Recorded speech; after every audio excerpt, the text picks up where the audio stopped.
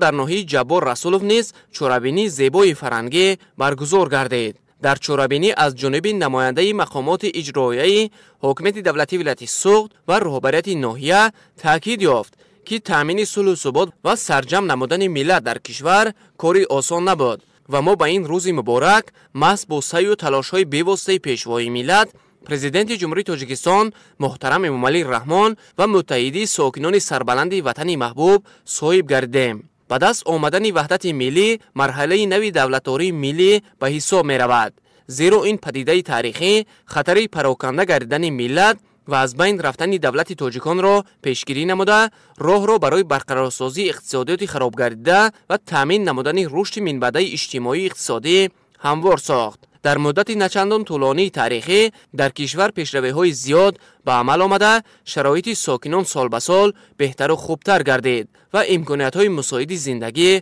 فراهم آورده شد. باعث افتخار است که از جانب کشورهای گوناگون دنیا و سازمان‌های بانفوذ بین‌المللی تجربه صلح تاجیکان همچون تجربه کم نظیر حل مخالفت‌ها اعتراف گردیده مورد آموزش، ترغیب و بهره برداری‌ها قرار گرفته است. مخصوصاً در شرایط امروزه اوج گرفتن اختلاف و کشمکش‌های سیاسی بین کشورهای گوناگون عالم، درک مفهوم وحدت، ولایت منفعت‌های ملی و حفظ یکپارچگی دولت ارزش بیشتر پیدا نموده ما را وظیفه‌دار می‌نماید که در تحکیم وحدت ملی، اتحاد و همبستگی، گرامی‌داشت ارزش‌های والای دولتداری و معرفی تاجیکستان عزیزمان در عرصه بین‌المللی سعی و تلاش نماییم.